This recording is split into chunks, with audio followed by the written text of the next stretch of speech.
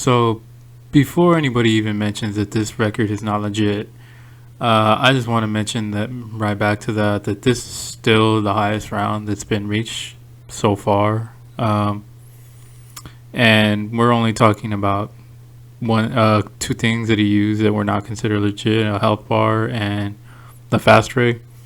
So this is technically not the vanilla world record. For those of you who don't know what that means, whenever you hear speed runs or world records done in gaming, vanilla is basically playing the game as the way the game came out. That's all it means. Whereas this game, he used the fast rate and the health bar. So those two things are technically not considered legit, but at the time he did it, it was not considered not legitimate. So that's why it was being done. And Ferd himself has admitted that this is not legit. So, he's a respectable guy. And I think he even also, now I don't know if he did go as far to say this, but I think he also mentioned that he did it. He did this game to prove why it shouldn't be considered legit.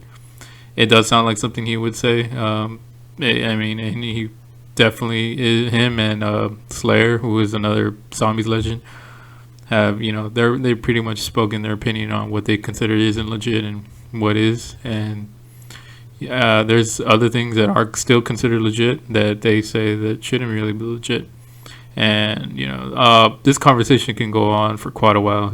So for the most part, this game is still a kind of a standard for what could be possible for Ascension, which is why I'm gonna play this game as if it's considered a non-vanilla world record. So if there was a separate leaderboard, this would definitely be the world record, which there isn't. And the zombies community is pretty much toxic and is divided just like any other community. So, or just how you would expect the Call of Duty community to be. So it's divided anyway, so I don't see any problem why they shouldn't just split up leaderboards. The conversation can go on for quite a while about what's impressive, what's not.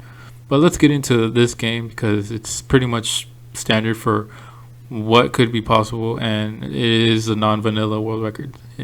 So so far, you start off the game right off the bat. You want to kill zombies fast, right? And you want to get set up. And as you start off, you're getting rid of the quick revive machine, and the reason why you do that is to get rid of an entity. And if you don't know what entities are, it's basically, so they're part of the programming and coding in the game. And for every entity that you have, it makes the reset shorter. So if you get rid of entities, your reset will be longer. So, if you don't know what reset is, basically the zombies game is on Black Ops 1. It has a finite amount of time before the game ends. So you can only play this game for so long before the game ends. Now, of course, most people would never find this out because nobody would play the insane amount of time that it takes to hit reset, which is on this match specifically, I believe it's 70 hours, just a little over 70 hours. So yeah, nobody in their right mind would play that long. But these guys are competitive, and they're you got to respect the passion and determination they have for this game. So they're willing to push it to that far. So after you hit reset, it basically resets right back to round one. So you're going to be playing this for 70 hours. You're going to be killing hordes, and you basically have to play as fast as possible. And you want to kill zombies as fast as possible so you can grind the rounds as fast as possible. Yeah, sorry about that. So you can hit the highest round possible. So that's the whole, so basically the whole game is one giant speed run. And yeah, so this game pretty much shows an example of how it can be done. And, if you do it this exactly like this, whether you want to do it the legit way, which the legit vanilla world record would be by Zomba Live, who is an amazing player. You guys should check him out too, because this guy is he's inspiring, man. He literally plays Ascension every day for the last, I think, 3 years. And he does not give up. You could tell he really wants to get the vanilla world record of Ascension 240. So it is technically possible to go past 240, but it's unlikely. But yeah, It's amazing watching these guys play. It really is.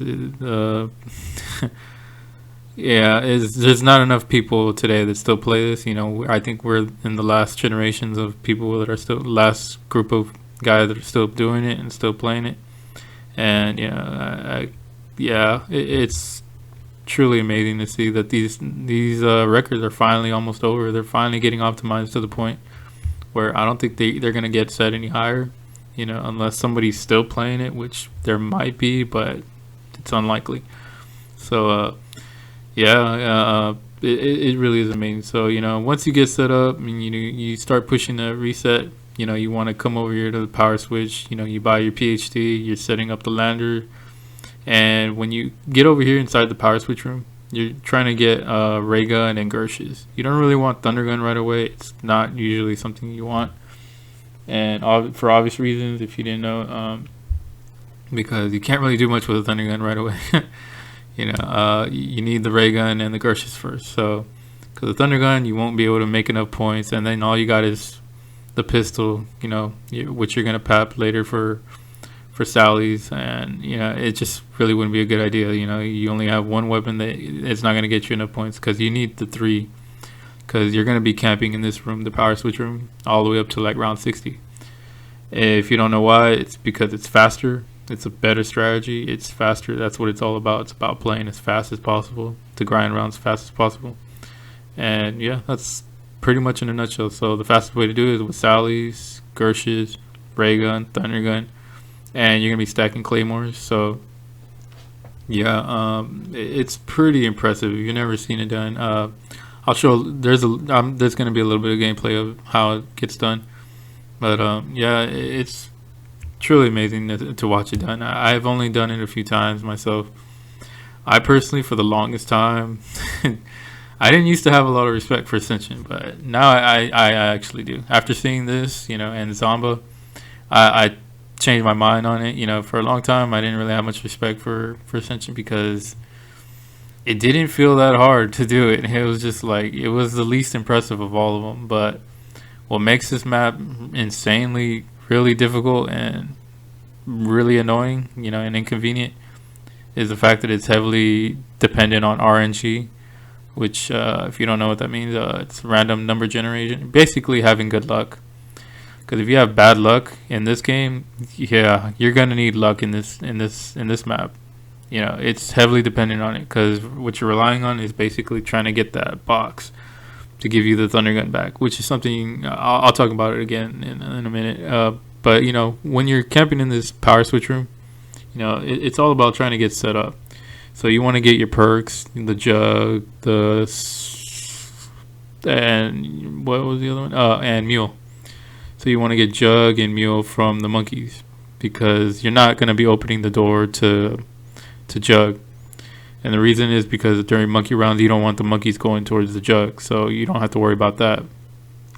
And you'll be buying PhD and speed. So, you know, the only perk you're going to need out of the monkeys is jug and mule. So during the early rounds when you're camping in the power switch room, you don't want to get stamina ups. If they do get it, you just let them take it away on the next round. But you want mule. So if you get mule, it's great. You know, if you don't, it sucks and you have to let them take it. You know, and while you're doing all this, you're obviously activating landers along the way while you're trying to get set up. And what was the next thing? So yeah, you get set up. You know, you get mule out of the monkeys, and you try to hit the box again, and you try to get the thunder gun right. And yeah, so you know, the perk bottles out of the monkeys, it's completely RNG. So if you're not getting the perks right away, yeah, it just sucks. You're gonna have to try and ride it out without jug, and it's not as easy as it sounds. That's the reason why I really don't like this map. It's just so RNG based, trying to get jug out of it. It's like, okay, that's such a hassle of its own. Yeah. It really is. It's really a hassle, you know. And if you don't know, like during monkey round later on in the game, you don't have to worry about the monkeys going towards all your perks. they can take your perks, but there is a trick that you can use. It's not really a trick, I guess. But later on in the game, you're gonna be over by where Speed and Mule is, camping over there. Anyways, the majority of the game, or over here in this power switch room. So you only got to worry about them going after Mule and going after PhD, because the monkeys they don't go for your other two perks, so they're not going to be going for like quick revive because you already got rid of the quick revive machine to extend entities. They're not going to be going for jug because you got it out of, you're not going to open the door, you're going to get it out of the perk bottles. So they'll only be going for Mule, Speed, or PhD. So it makes it easier. You just get the first one or two monkeys, and then you turn on the fire trap, and whatever monkeys go over that way, they're going to run into the fire trap, and then you go over to PhD. So and you just gotta protect that. So it's actually pretty. They make it look really easy, but it takes a little bit of practice. But it is a good thing to watch, so that way you know how to do that.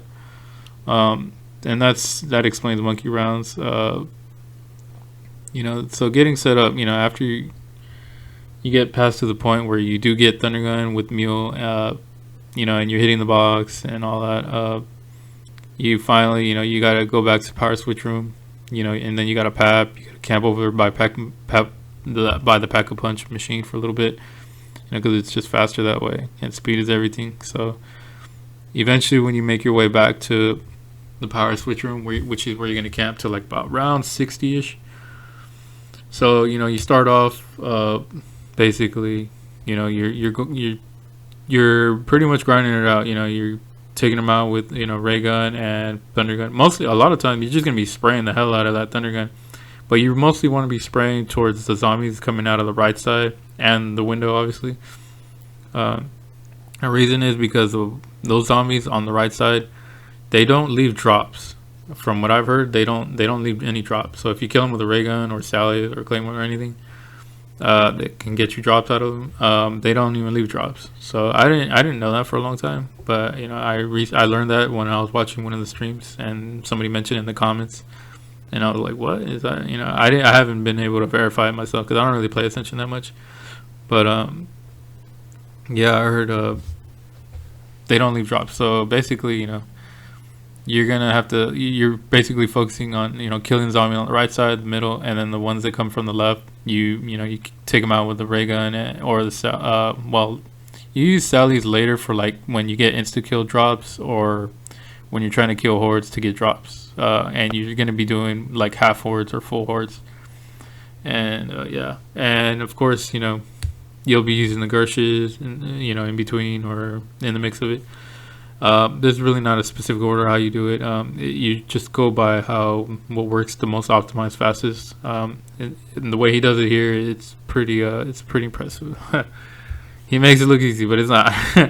I've done the power switch room strategy, and it's not as impressive as like watching somebody do it on a different map, like I don't know, like for Rugged or like doing Dad Strat or Shangri-La V3, Shangri-La Semtex Strat.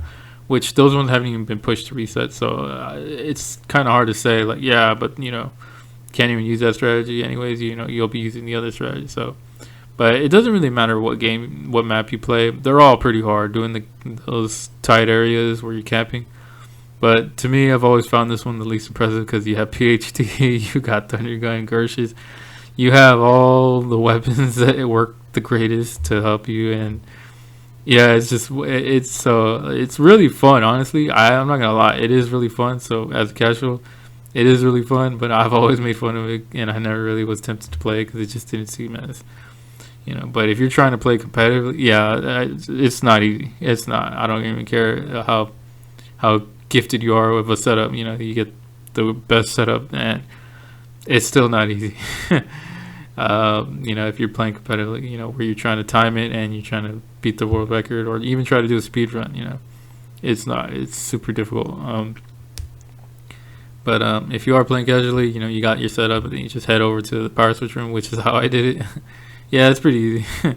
It's not like easy, like anybody can do it, but if you're willing to practice, put in the time, and you feel like you're capable more than the average guy, then yeah, I would say it's definitely not the most difficult. I would say if we were gonna go on a scale from easy to hard, I don't think any of the Black Ops 1 maps are easy, honestly. but it would be considered the easiest one to me, in my opinion. That's just my opinion. I think most people would agree on that. But in the later rounds, yeah, as the strategy changes, yeah, it's not easy either. There's some tricky parts to it that I finally learned to respect now. So I choose my words a little bit more differently now. So, but yeah, as you're camping in that area in the power switch room, yeah, it's kind of tricky. I mean, there's so many ways you can still die in that little area. It's still not, yeah, yeah. You gotta mix it up between ray gun and the thing about this game, why it's he did use fast ray, so yeah, that's just kind of like where a lot of people would argue why it shouldn't be considered legit. And he's like I already mentioned earlier, he mentioned it's not legit. Uh, the thing about fast ray is that a lot of people were using it, and he I think went, so that's why I kind of believe that he would say something like this game isn't legit, and that he did it to prove why it shouldn't be legit. And I think it's kind of insane. I don't know if he really did say that, but if he did, that's kind of insane that you would play a 70-hour game just to prove something like that. Just to prove that this is not legit. I'm like, it's like, well, how else would you play 70 hours if you weren't going for a world record? Then it's like, I think it's kind of, yeah, that just shows the amount of, yeah, the amount of dedication somebody could have. Like, I don't know if that's true, but I mean, really, like, that's crazy, right? Yeah. But anyways, yeah, he was using fast race, so it just kind of takes away the amount of skill that it would take to do it. I guess you could say it's definitely less impressive, and it's definitely something that had someone not been using fast ray, yeah, it definitely would take. It would definitely. It's just you just can't compare it. It's just a ridiculous advantage. If you don't know what fast ray is, it's basically on. I think it can only be done on PC. I'm not sure. Maybe if you have a modded controller, I guess you could do it, but for sure, it's something that's mostly done on PC. And by the way, if you are playing this on console, it's kind of hard to compare to play it as fast. Whereas compared to these PC guys, it's just you just I don't think it's gonna be doable. I mean, you're competing against guys that have been going against for years on these games and on this game specifically, and yeah, I don't think you're gonna have an unfair advantage. So you're gonna have an unfair disadvantage. So yeah, and so fast ray so far, I know most people would say it's not legit. There are other things that get argued about that which should be considered legit, but I'll just skip that conversation and just go back to what I'm talking about here. So yeah, he did use. Well, the reason why I'll mention it is because of the fast ray. So yeah, it kind of does take away the ability that of how difficult it could have been, or the possibility that he could have died or downed and all that, because he was using fast ray. Because there are several ways you could die where you pulling out the ray gun within those round 30s, 40s, and 50s when you're trying to get drops. Because you have to use the claymores, and you're gonna try to use Sally's, and they won't die from that. So you got to finish them off with the ray gun and try to get drops. And there's just so many ways you can die from doing that, especially in a tight area like that. So I mean, I understand that he's like the best at doing this, but it's still possible, and it just takes away from the possibility that this could have happened had you been playing without it.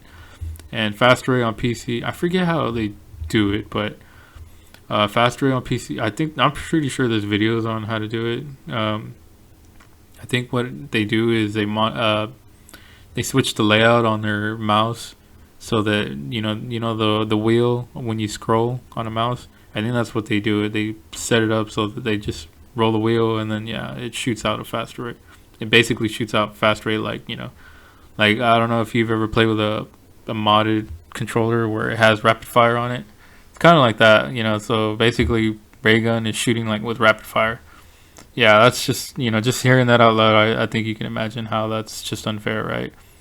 So yeah, and that's what he was using when he was camping in the power switch room.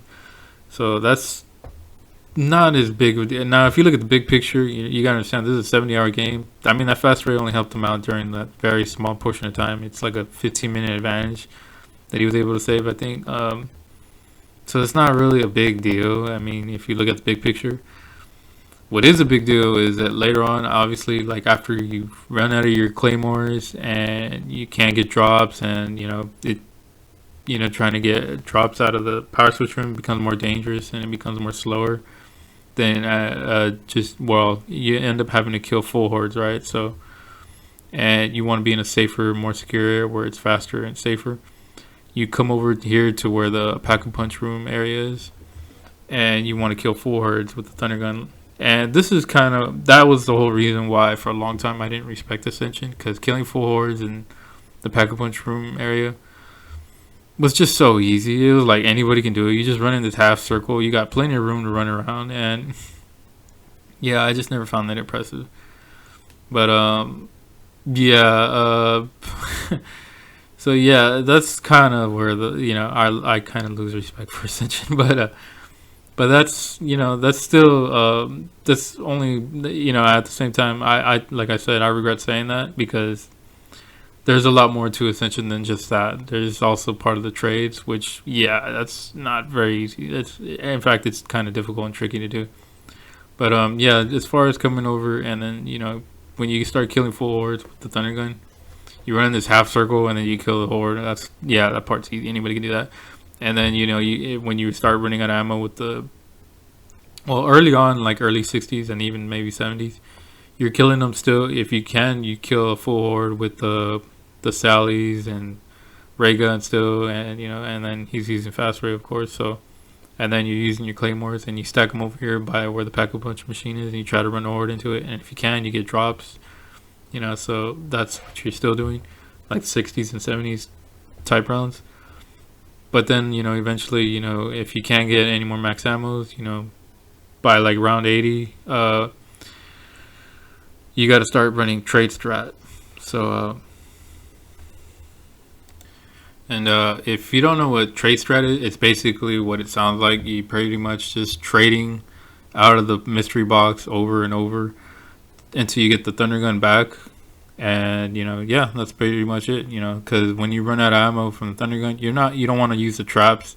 You only use the traps while you're running around getting the thunder gun back. Between hitting mystery box here and there, you'll run a horde right into the trap. But that's the only reason why you're using them. You're not predominantly killing them with the traps, because it's actually slower that way.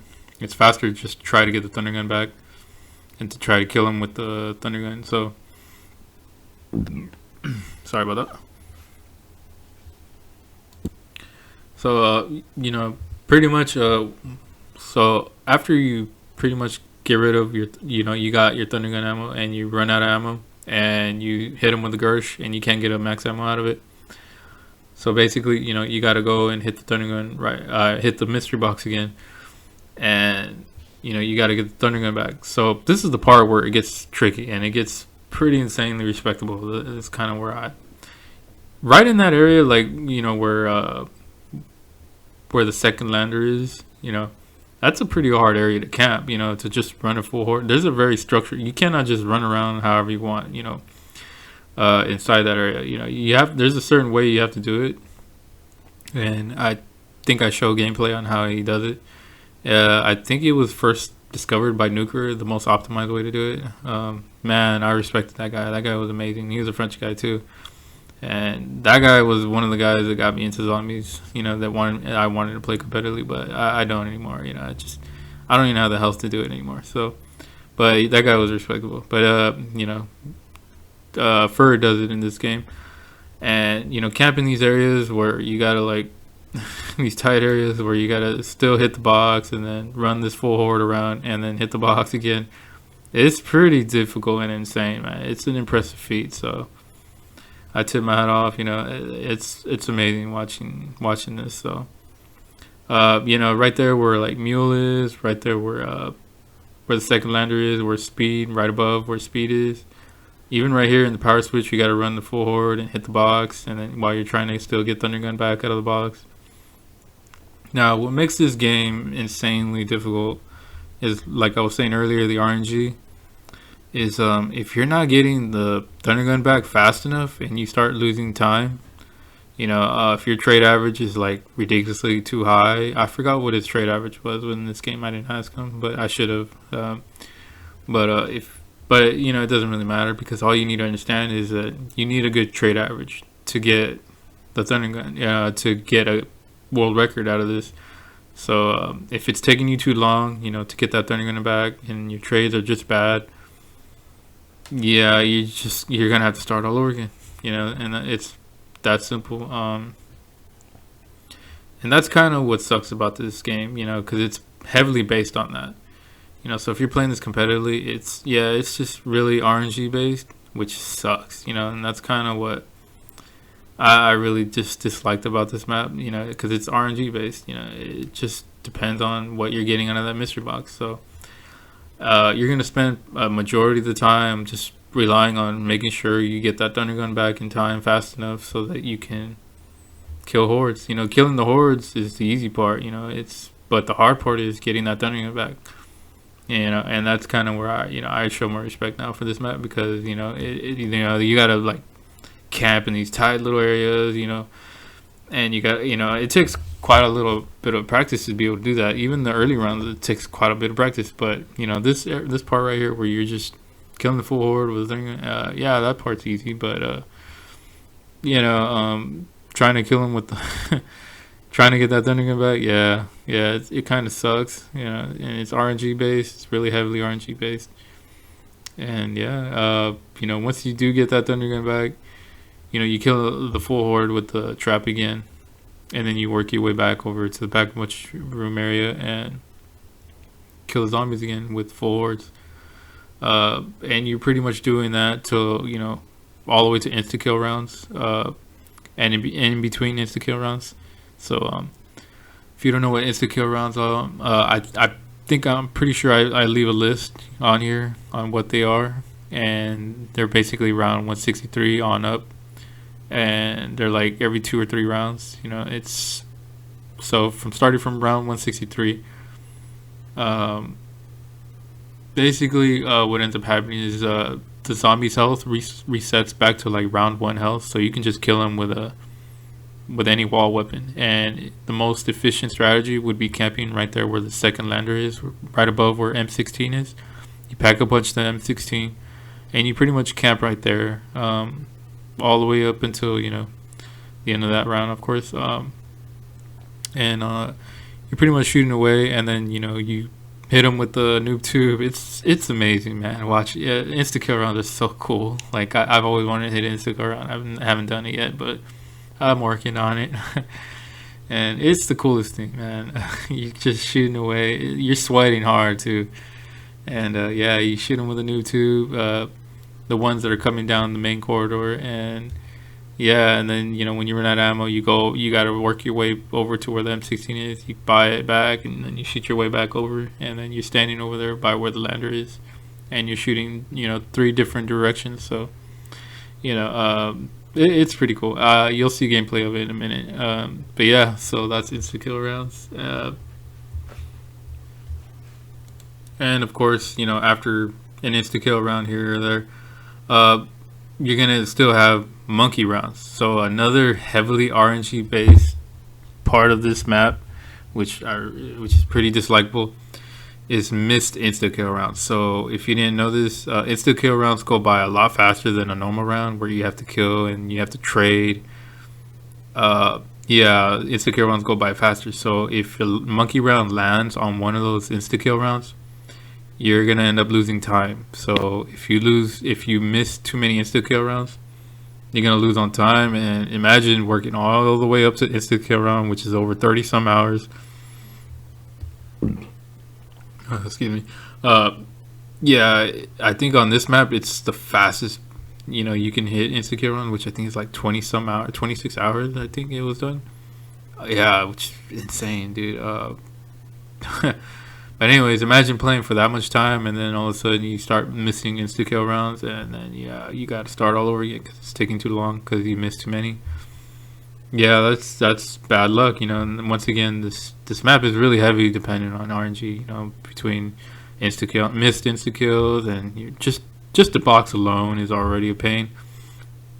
because that's pretty much predominantly the majority of the game. It's based on box luck. So yeah, and then you got to camp these tight areas where you got to use your health bar. Now, I mean, you got to use your health bar where you got to use skill. Well, speaking of health bar, that's another reason why this game is not considered legit, is because you use the health bar. So it may not seem like much, for the normal person, but when you're in certain situations where and I've been in, I think I streamed once where I was doing no Nova all the way to and then I died on round 81, I think. Now, if I would have had a health bar and I could have seen where my health was, and you could see when your health is going to regenerate, yeah, that would have came in handy, and I wouldn't have ran to the electro trap, and that would have helped me. So I could see why it's not considered legit. It really does make a big difference. May not seem like it does, but it does. It doesn't seem like that to most of us because when we play casually, we don't take risks like the way these guys do. These guys, they take big risks. They're camping in these tight areas, and they gotta run these zombies, and in certain ways they gotta clutch around them. And do all these things, that it's hard to explain. But well, it's not hard to explain. I just don't feel like taking the time to explain every single detail because there's a lot of details. I would have to make 100 videos for you guys to understand all these little details that they do, but how they camp these little areas. This would be I would have to make a lot of videos to explain it. But basically, in a nutshell, the health bar. When he's camping these tight areas, maybe not in the early rounds, but I know for the most part in a lot of rounds, yeah, even in the early rounds, I would say, but which he doesn't use in the early rounds, he used it later.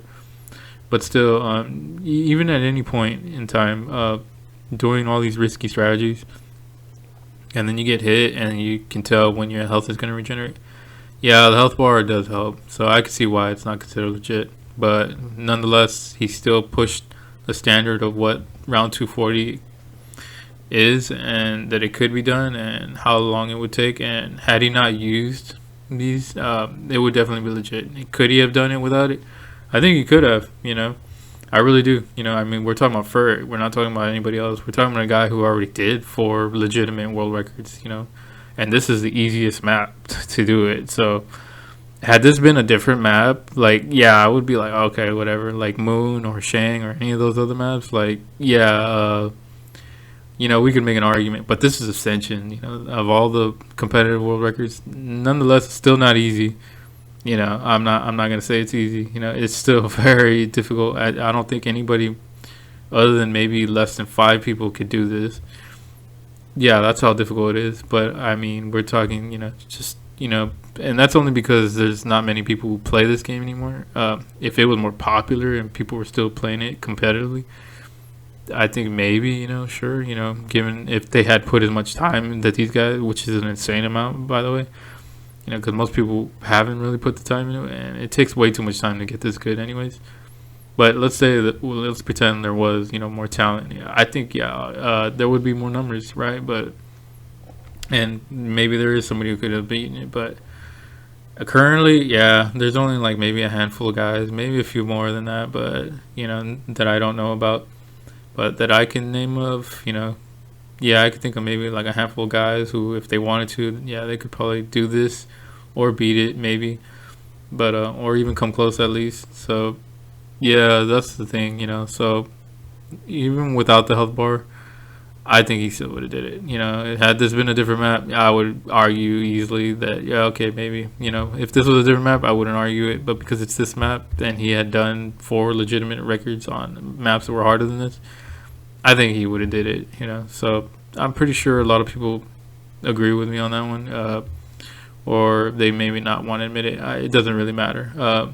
Because, it's still not technically legit, but had this been a separate leaderboard where they have non-vanilla world records, which I think they should have that, by the way. But, because, I mean, it's just ridiculous how much time it takes to get this good. And then there's other things that I haven't even talked about that they should allow, but they don't. So, whatever. That's a separate conversation of its own. But, like I was saying, he used the health bar. And, I think it does make a difference on why it shouldn't be considered legit. but it's still standard for round 240. And yeah, I mean, he did it. He still hit round 240 nonetheless, and it's still an amazing feat. So yeah, camping these areas, and then missing is missed. I forgot if how many he missed in this game, but yeah, I should have paid more attention. I forgot to list it. But yeah, this map is heavily RNG based, and still pull it off, man. Even with these two things that don't make it legit, you still pull off round 240. Nobody else has done that, and I don't think there's very many people who could do it. Uh, yeah, I've been watching Zomba try it though. Yeah, it's fun to watch him try. And he recently got like a 50 speedrun record recently, so that was cool to watch. But yeah, after you get past an insta kill round, you got to go back to this regular round, and you got to go back to trade, which takes even longer. Oh man, yeah, that's and that's the grind of it. So you're grinding it out, and then you're camping these tight areas, trying to hit the box, and even in the open areas, you're still moving in this really tight pattern because it's still really risky. That you can still die, and the reason why you're doing it is because it's faster to hit the box, and speed is everything. This is one giant speed run, so you're not playing it safe at any point. So yeah, you're doing this all the way to reset, so and then you got your insta kill round. So then you don't want to miss too many of those insta kill rounds. You don't want monkeys to not land on those, which sometimes they do, and that sucks. And spending all that time, getting that far, and then all of a sudden that happens, just sucks, because then you got to start all over, and that can happen, and that does happen a lot. It happens more often than people even succeed. That's why there's only one game of a world record. So yeah. And yeah, after all that, it's said and done, he pretty much hit reset, and he finally did it, man. He hit 240. Ah, man, it's pretty cool, so I congratulate Ferd. It was amazing, man. I can't wait to watch him do another solo high round world record. Hopefully he hits up Shinonuma, which is, oh man, I've been wanting to talk about that world record for a while. The world record that hasn't been beaten in like 6 years or longer, man. That's insane. So I've been watching him. I think I've watched him play it a couple times, but he hasn't been streaming lately. If you don't know why, it's just the community just sucks. So yeah. And I'm pretty sure he has other reasons. He has a life. He's a lot older now, so yeah. So anyways, don't really want to get too much into that. So I think that's nails about almost everything to know about this gameplay. So yeah, insta kill rounds. This map is RNG based. The early round setup. Yeah, it's. Well, I mean, the thing I forgot to mention. Yeah, you do want to get stamina up. You want to get rid of stamina. You don't want stamina up early in the rounds where you're relying on, to camp in the power switch room. You don't want stamina up out of the perk bottles, and if you do get it, you just let them take it away so that you get meal later. I've seen that turn into a hassle. But yeah, later on, once you start camping over by Pack-a-Punch machine, when you get a monkey round and you get the perk bottle, you want to get stamina up back, and because you're gonna be doing a lot of running, obviously. So yeah, yeah, there's that. I'm not sure if I missed anything else, though. I don't really have an organized, structured way of how I go about this. I just speak about it how I see it and call it. I hope you guys enjoy it. Anyways, that's about everything, man. I hope you guys enjoy the rest of the gameplay. I congratulate Ferd for doing another one. Another high round. So it's always fun to watch. It's always fun to talk about this stuff. I could talk about it almost all day. So yeah, I enjoy doing these videos. Not a lot of love, but it's still always fun for the little amount of love I do get out of it. So yeah, I can't think of anything that I didn't mention. And so I hope I see him again. Not sure which record I want to talk about next, but there is a couple I have in mind. But Yeah, this is pretty much all of his solo high round world records. This is his last one, and picked this one last because it wasn't considered legit. So yeah, that's why I didn't talk about it right away. So yeah, I wanted to knock this one out last because people might say, yeah, it's not legit. And I'm like, oh, okay, yeah. Not that a lot of people even talk about these videos, but so I'm not worried about that. But yeah, it's not considered legit, but it's still around 240. That yeah, even with a health bar and fast rate, I can't really think of anybody else who could still even do 240, even with those two things. So not that a lot of the players that are capable of doing it would do it, but I can't think of many of those guys that could do it anyway. So, and because there's people that use things they're not supposed to use, and they still can't even do stuff like this. Yeah, so including myself. So yeah, but yeah. Anyways, it was. This is I congratulate for it. You know, maybe I could talk about his co-op high rounds. He has a couple of those, especially my favorite Makino. So yeah, could talk about that. If you guys are still listening to this after like what a 40-minute video, show some love, drop a comment, whatever record you want to hear about, whatever map you want to hear me talk about next. So I hope you guys take care and you guys have a good day. All right, see you guys.